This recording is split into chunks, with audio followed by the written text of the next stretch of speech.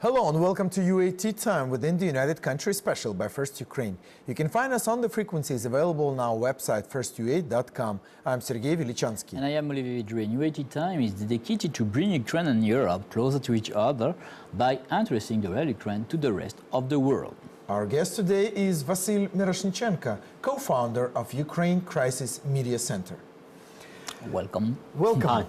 Thank you very much for stopping by again, and you become our recordsman, I guess, in the third one. Our show. Yeah, frequent flyer. Yeah, frequent flyer. Now, you were in Netherlands prior to the referendum, and we want to hear everything starting from the beginning to the actual referendum and its consequences. So I take my seat back and just relax and listen to you, because you've got a long story to tell. Yep. Of course, it will be better with questions, but I can give you a little bit of a background, of course. We will. Ukraine Crisis Media Center, we established an ad hoc office in the Netherlands on the 18th of January. And our ad hoc office has been working there for almost 3 months. And our goal was to amplify Ukraine's voice there in the Netherlands. And we were helping various civil society organizations, as well as many Ukrainians who were visiting the Netherlands prior to the referendum, as well as we were advising and helping with the Ukraine-Netherlands Business Forum, which took place there. And our goal within various events there was to actually help pitch a Ukrainian story. We use that opportunity to promote the country, to promote trade and investment, to promote our culture and arts, to actually use that opportunity to improve the reputation of the country at the end of the day. So, I mean, our goal was not to, we were not involved in a mobilization campaign because, well, firstly, it was illegal to do that. Yeah. So it was only the Dutch organizations which could be campaigning. So our campaign was still restricted and limited only to that as much as Ukraine was concerned and as much as civil society was concerned. So in a way, a lot of the tools we couldn't employ just because of that reason. Okay. Of course, from the very beginning, we knew that the outlook was negative, and pretty much I was not surprised by the outcome of the referendum, because pretty much starting from last December, when we saw the surveys, I mean, not a single one was a positive in terms of the turnout. So we knew that the referendum would be lost. The only thing is, what was a major surprise was, of course, such a big drastic difference between those who voted yes and those who voted no. Personally, I've expected to have a sort of a smaller, I mean, ideally I would love having like 55-45. Well, we got 61 against 38. Interestingly enough, this is identical outcome to the one which was on the EU constitution in 2005. Okay. The percentage-wise, it was the same. The only thing was that the turnout was pretty much the double of the turnout this time. Is there a connection between the two? Like in the attitude, do you see the parallel? Well, there are many similarities, and of course, a lot of that, I mean, we have to look at the origin of the referendum, why it was initiated and who was behind that. And as we can see, the origins of that are very similar. And the origin is, of course, related to this strong anti-EU sentiment, which is on the rise right now in Europe, caused by many different issues, especially immigration, especially the refugee crisis, terrorist attacks. I mean, and has all been contributing to this anti-EU sentiment. And of course, for the Dutch who initiated the referendum, for them it was a protest against their own government. So it was their anti-establishment vote. And Ukraine just happened to be a hostage in this whole situation. And basically we ended up in being embroiled in this story. And secondly, you know, a referendum is always, in Europe, a referendum is always the establishment, always. In France, it's the same. And I want also to add that the referendum is a chance for, I can say, the extremist party to put their voice in the debate. And in in France also, when you have a referendum, the extreme right and the extreme left party, they are very, very organized, and a lot of the voters of the referendum come from those parties. And because for me, the referendum is, for me, the best way for the populist party to show their forces. Not the party of the establishment.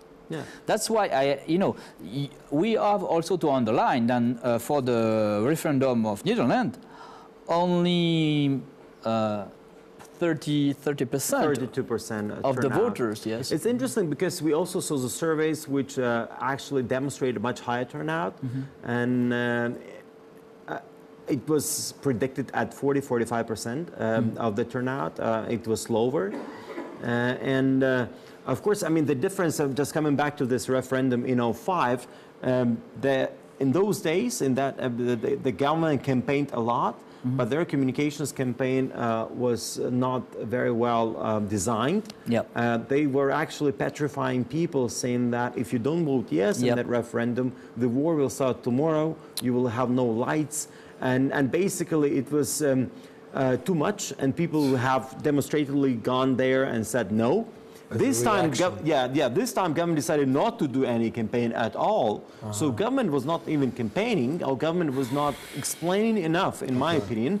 And only one opposition party, which is D66, which is a party of the Democrats, they have campaigned openly. And only during the last 2 weeks, two parties from the governing coalition, they have joined in, but it was pretty much a very weak campaigning, and also a lot of people in the Netherlands, they regard this referendum as a joke. So even though they would support us, they just didn't show up because they didn't treat it seriously. Okay. So and at the end of the day, there was not a clear strategy on how to, I mean, within the Dutch society, of how to deal with that. So some people just went and said, oh, we want to actually cast a vote and support Ukraine. Others said, yes, we support Ukraine, but we support Ukraine by not showing up. And at the end of the day, ironically enough, if we didn't do anything, there would be no turnout. But it's always easy to judge everything in the retrospect, because pretty much in January we saw the statistics which demonstrated 45% turnout, so there was never a no-show vote even discussed. I mean, it was discussed 2 months before that, but then it was discarded because we saw the polls showing that the turnout will be there. But you know, during the referendum of 2005 for the Constitution for Europe, I was in favor, I voted yes for the Constitution for Europe, because for me this is a key point, we need a constitution. But even in France, the campaign for the yes was bullshit. Because we say, like you said, if tomorrow you will vote no, very bad thing will happen. And for me, you know, those EU campaigns are very bad, because a lot of EU, can say, member or EU politicians think that this is an evidence. EU will exist forever. No, this is not an evidence. We have to fight every day to increase the EU sentiment, the EU leadership. And for me, this is a very big mistake of Brussels when they did a campaign like that, because EU is in a big crisis now. I think EU will not disappear, but we have to change all those campaigns to save EU, and not to say to the citizen, come on, if you will not survive, tomorrow you will die. They are not stupid. Yeah. Well, I think we'll come back to this as far as the consequences, but Ukraine has had, quite a few corruption scandals, the Panama Papers and all that. Has any of that, on your opinion, on your, the way you view the referendum, has any of that influenced the vote? Yeah, it actually had a major impact, and especially the Panama Papers. Let me explain why.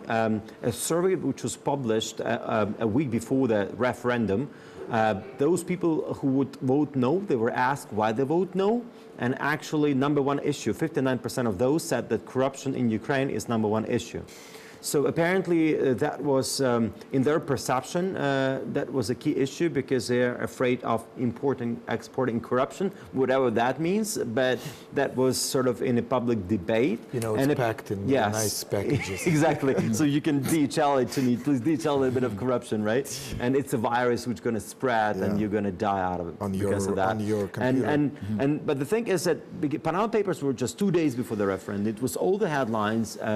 Of course, it done a major damage because Poroshenko was on the front pages with Putin, and it didn't really help us. Though if you look deeper into the issue, there was nothing really criminal. It's mostly of an ethical issue. But at the end of the day, it's all about the perception. And as you know, perception is reality. Yeah. And what is very amazing is that, yes, that was very bad for Poroshenko, but for the Nationalist Party, that's not very bad for Putin, you know. That's amazing. This is like they believe in Putin like they believe in the new Führer. You know, this is. Yeah. Now, correct me if I'm wrong. So the referendum does not necessarily influence our association agreement, but it has some long-term impact on the EU internal policies, right? Absolutely. Well, the EU-Ukraine Association Agreement is still, we now have 27 nations which have ratified the agreement, and Netherlands was the last one. Now we have actually a legal issue. So from a standpoint of EU law, the trade part of that agreement is already applied, it's already applied provisionally, so it's effective. Well, the only part which now can be sort of pending is the political part of that, and actually now the Dutch government has to figure out how they deal with that. Because they've had this vote there, even if they submit it for another ratification, for a repeat ratification, the law on the ratification to the parliament, they have to somehow take into account the vote of the people. So apparently, because of such a big difference, they now cannot just simply ratify that. So now they are, in a way, have to figure out internally how they deal with that.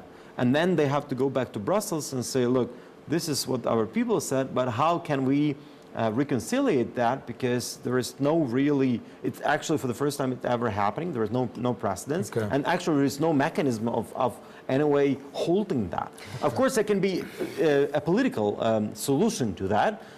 But we still have to see that. I mean, now our role of Ukraine is now very limited. It's now in the hands of the Dutch government and the European Commission. Yes, but I want to minimize this impact. First of all, 27 countries voted or are for the agreement. The last one was Netherlands. This referendum is not a legal one, okay? First. Secondly, only 32% of all the voters of Netherlands. Then, you know, this is not a big problem. They will find a solution. I am sure of that. I'm sure of that. But is this your opinion when you say it's not a legal referendum? No. This is not. That was no. Yeah, really, this is not illegal. This is basically it's advisory referendum. Yeah. So in a way.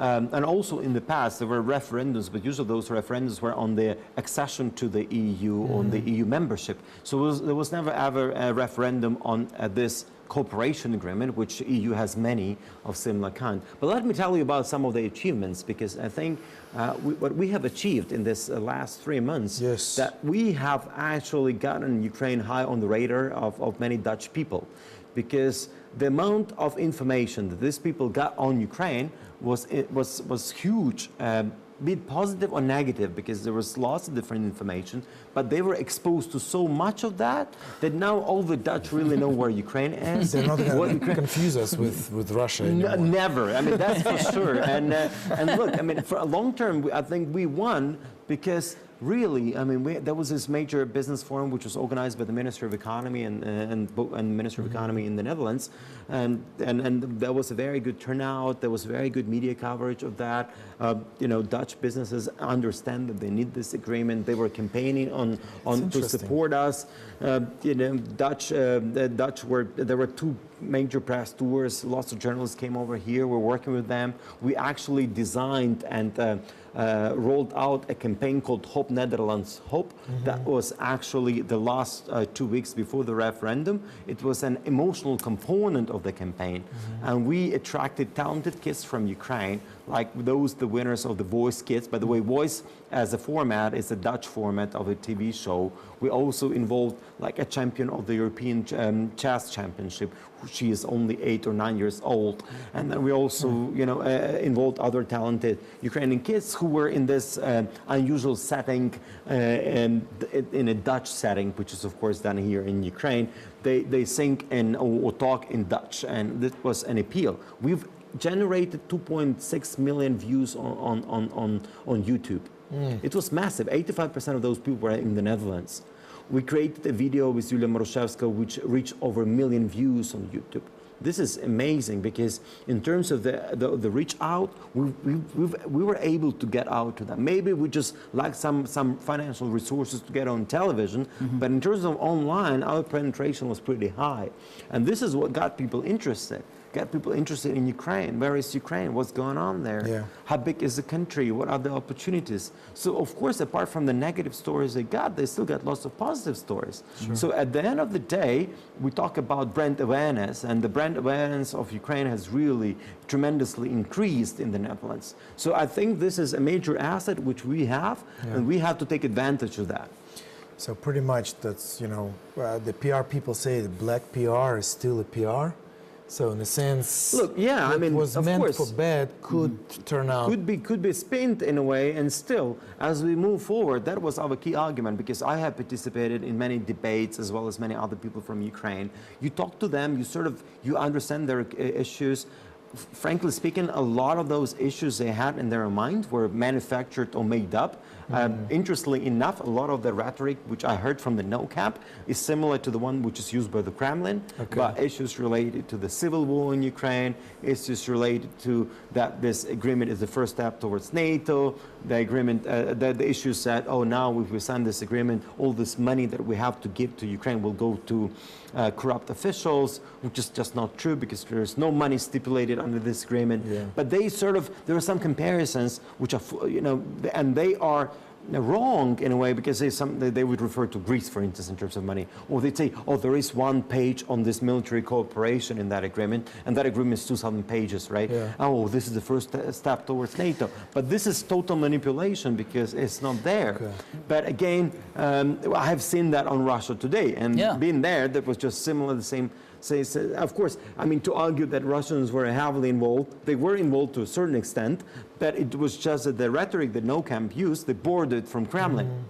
They talk about imperialistic EU, which have done coup d'etat in Kiev, and that's amazing. Yeah, and they'd say it in the debates, and amazingly, these people have massive following. They've had so many volunteers working for them, distributing various leaflets. So the no camp was very well mobilized, because it's always easier to mobilize a no camp. And they had this idea, they had a point of proving, look, if the government wants it, we don't want it, and we can prove it. And you have to take into account all these different elements of this whole issues within the Dutch society. And then look, these terrorist attacks in Brussels, they really didn't help us, because people are afraid of what's going to happen, their safety and security. It's a fear which you can easily manipulate, because fear is probably the easiest feeling which you can play with. Yeah, because people tend to act, to be more compulsive rather than logical and thinking. Now, but what this leads us to another question, still, the presence of Ukraine in media, in cultural sphere, political, business, whatever, in Europe and all over the world. Now, since Ukraine Today has shut down, they went only into the internet. What do we have? What kind of presence do we have? You were there because of the referendum, so you did this 3 months long-term, quite a long-term project. Well, now you're back. What do we have? Supposedly that's the embassies that are supposed supposedly should be doing that. Look, I mean, there is an issue. We need to reform our foreign service. Unfortunately, a lot of people who are in the foreign service are not competent. Okay. And that actually applies to many ambassadors, Ukrainian ambassadors abroad who are now there.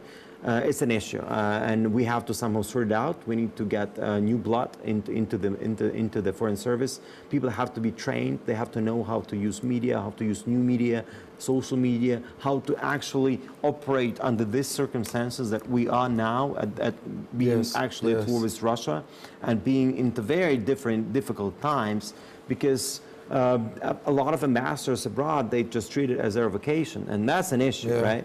Yeah. And of course it needs to be changed. They need to be trained somehow, or we cannot train them. They have to retire. We need to get new people there, and this is a way to work. But look, apart from the embassies, it's not the only solution, because of course the business and civil society can also contribute to that. Yeah. Yes. Because civil society can conduct major cultural diplomacy campaigns, but they have to be supported by business because they don't have money and the government has no money. So it's also up to the private sector to contribute to that, to the public diplomacy, because this is how it works in other countries. We have other, so for instance, we have a big poultry production company like MHP. So MHP has decided to invest in the Netherlands. By the way, those who campaigned no, they used our poultry production in Ukraine to sort of smear Ukraine, because they said that the conditions under which poultry is being produced in Ukraine is inhuman or does not meet the EU standards, and the way this chicken is slaughtered is really not appropriate,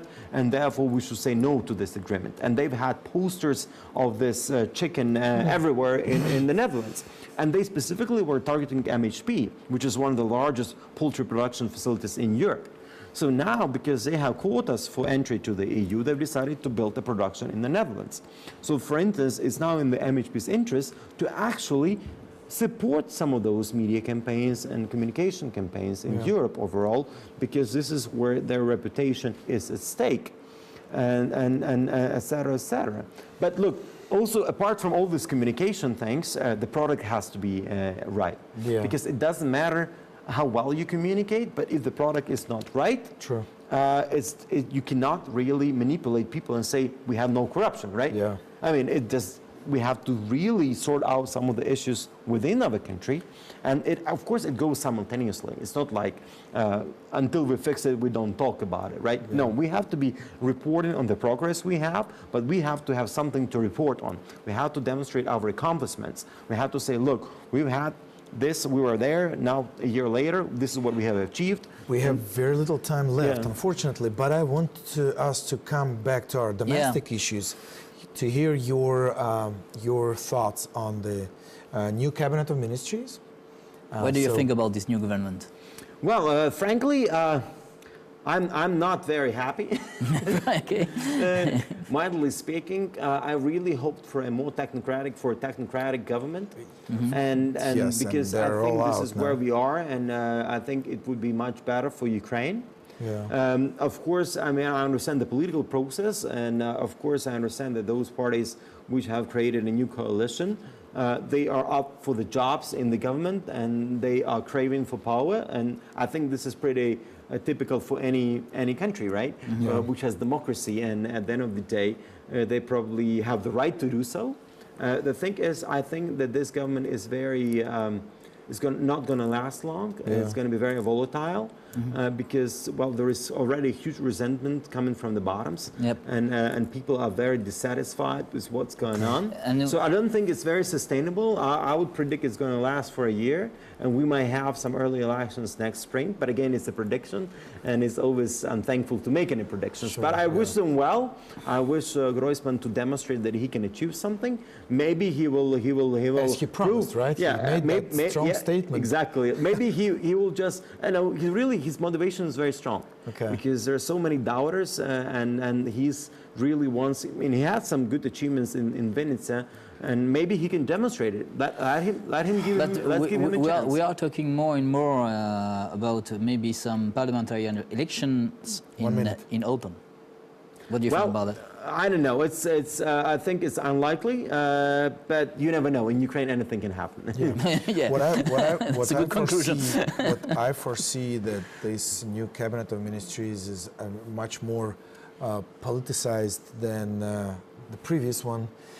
So I'm expecting some extra original steps or moves or statements, or actually, like one of those about the,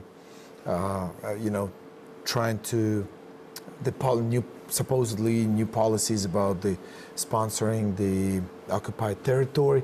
I mean, a lot of contradictions on that. It just started. It's hopefully, I think he even apologized for that, but this is just a little beginning. So we will see, but we will see. Yeah, we will see. Thank you very much for coming. Thank you. Thank you. It was United Country, UAT time by First Ukraine. Our guest was Vasyl Myroshnychenko, co-founder of Ukraine Crisis Media Center. Olivier Vedrine and Sergey Velichanskiy were working for you in the studio. Stay with us and we'll show to you the real Ukraine. Thank you for being with us. Have a good day and see you soon. See you soon.